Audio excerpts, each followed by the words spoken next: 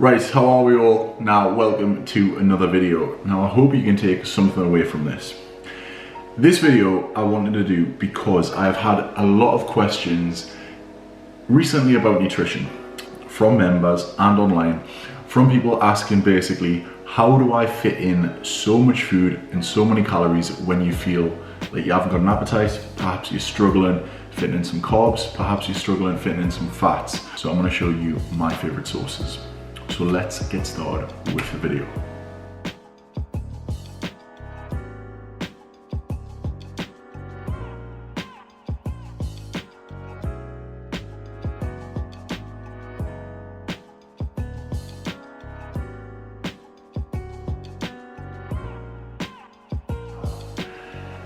Fat sources.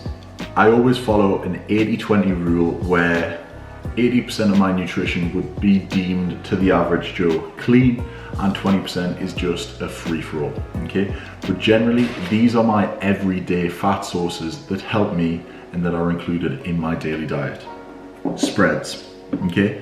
And specifically, peanut butter spreads. Now, any of you that know me very well will know that in the morning, most sessions, because I'm in the gym extremely early, will be peanut butter bagels pre-workout, okay? A very, very easy way to get calories in. The next one, and I'm putting this in a fat category, even though it is also what I would put in a protein category, but eggs. What I want you to realize is, yes, eggs have a lot of protein in. Yes, protein has a lot of protein in. Yes, eggs are classed as a protein source as well. They can also be classed as a fat source when you start bumping them up. Oily based fish, salmon specifically, and oily based meats, bacon, okay?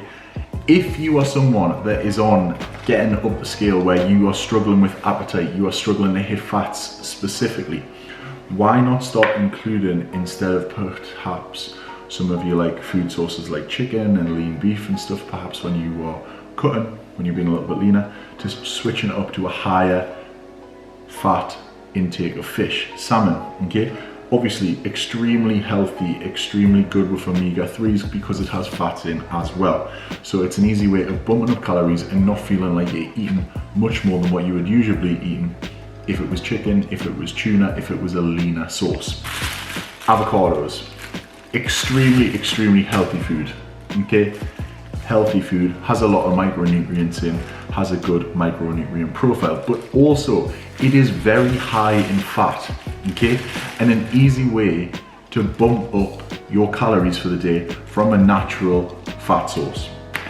Cheese, I'm not like mad for cheese, but you have eggs in the morning, you're struggling to get fats in, bang it in. Later on at night, you're having like, there is no reason why you can't put it on your lean beef mince to bump up the fat content later on at night.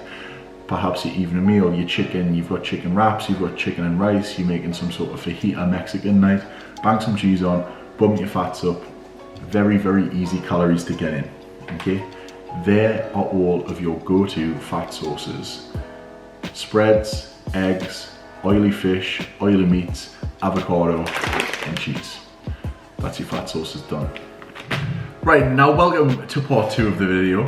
We're on to carbohydrates, the good stuff. Now, these are gonna be, I'm gonna split this into 3 categories. The first category is gonna be, right now, it is your staples, your grains, what you would like to call them. That is gonna give you longer lasting energy rather than short, simple sugars. So these are your grains, these are your staples. I'm gonna start with bread and bagels, okay?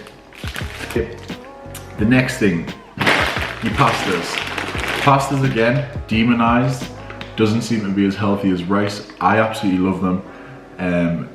Staples in my diet. This one is actually chickpea. I do not know why I've got that in right now, but I suppose it's still there. This is standard fusilli pasta from Sainsbury's. Again, these are the things that I would be looking to put my staple set meals on an evening meal. Sweet potatoes or boiled potatoes, either one, absolutely fine. Just track the calories. Pasta, potatoes, rice, breads, these are all in the grain sections, okay? These are all part of what I would call my staple carbohydrate sources. And the final one in this category, and I'm going to put this last, is granola and cereal specifically. Now I'm putting this one here because it is the last thing, because it crosses over a little bit with the fats.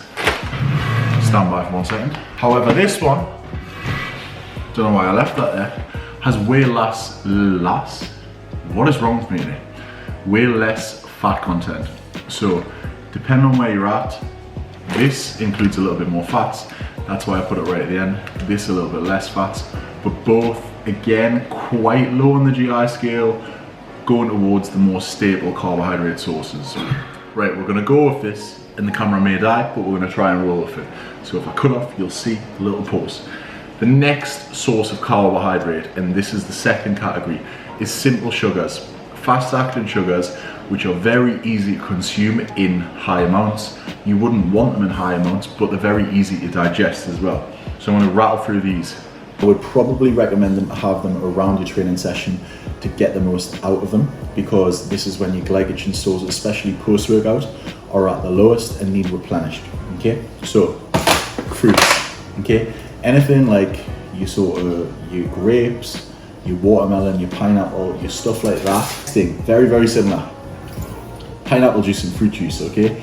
Perhaps in the morning you can't, or you struggle to fit in a lot of carbohydrates. Maybe perhaps drinking some will get you over the line, and it might be something, or a good little carbohydrate source to just try and get some extra calories in from carbohydrates.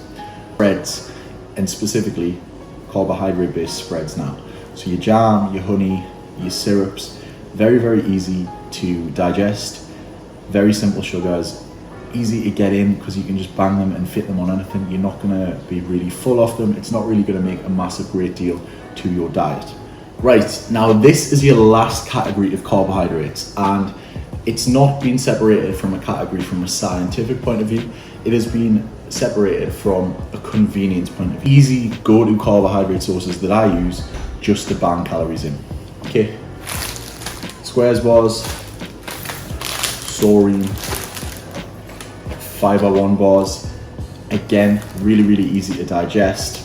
I went through a phase of smashing like a bag or a box of these in post-workout every single training session, and it is very, very easy when you've got sources like this to get an easy 500-ish calories in, predominantly all carbohydrates, like very, very little to no fat.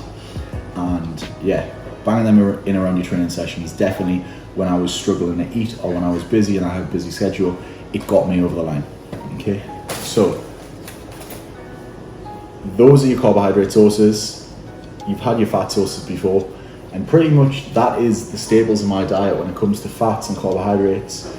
Most of these foods will be switched in and out. Most of these foods will be utilized in my everyday diet, and then obviously eating out and stuff is a little bit different. But if you start looking at these sort of food sources, timing them around your day and planning your day, just forethinking it, and obviously having little snacks like this which are easy to fit in around it, you will be able to get over the line, and you will be able to fit in those calories perfectly for your carbs, your fats, and obviously your protein sources as well.